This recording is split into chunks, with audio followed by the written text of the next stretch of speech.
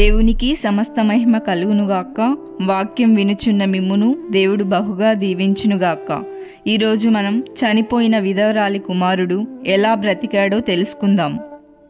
ప్రభువైన యేసు మరియు ఆయన శిష్యులు నాయీను అను ఊరికి వెళుచున్నప్పుడు అప్పటికే చనిపోయి సమాధి చేయడానికి తీసుకొని వెళ్తున్నటువంటి విధవరాలి కుమారుడి దేహాన్ని యేసు చూశాడు. ఆ చిన్నవాని తల్లి విధవరాలు, ఆమెకి ఒక్కడే కుమారుడు. అటువంటి పరిస్థితుల్లో ఆమె తీవ్ర దుఃఖంతో తనకు ఉన్నటువంటి ఒకే ఒక్క ఆధారం కూడా లేకుండా పోయిందే అని బాధతో వెళుచున్నప్పుడు ప్రభు అయిన యేసు దయనీయమైన స్థితిలో ఉన్నటువంటి ఆమెను చూశాడు.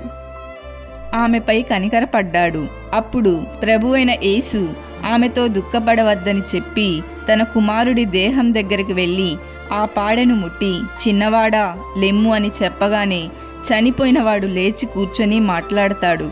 అప్పుడు యేసు ఆ చిన్నవాణ్ణి తన తల్లికి అప్పగిస్తాడు. ఆ రోజు దేవుడు ఆమె జీవితంలో ఎందుకు కార్యం చేశాడో తెలుసా? ఆమె అప్పటికి తన భర్తను పోగొట్టుకుంది. భర్త యొక్క మరణం తనని ఎంతగానో వేధించినప్పటికీ తన కుమారుని బట్టి ఆదరణ పొందింది. అదే సమయంలో ఆ ఒక్క ఆధారం కూడా పోయింది.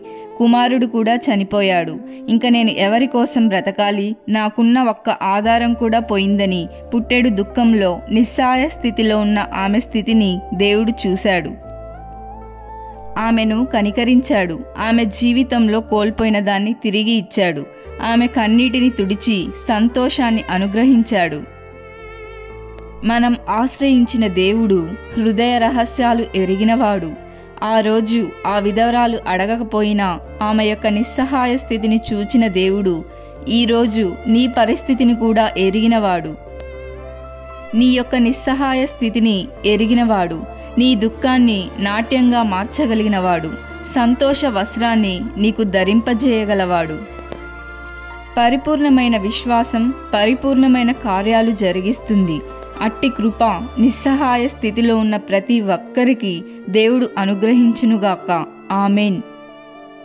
మీరు మరిన్ని ఆత్మీయమైన విషయాలు తెలుసుకొనుటకు మా యొక్క ఛానల్ను సబ్స్క్రైబ్ చేసి ఇతరులకు షేర్ చేయండి.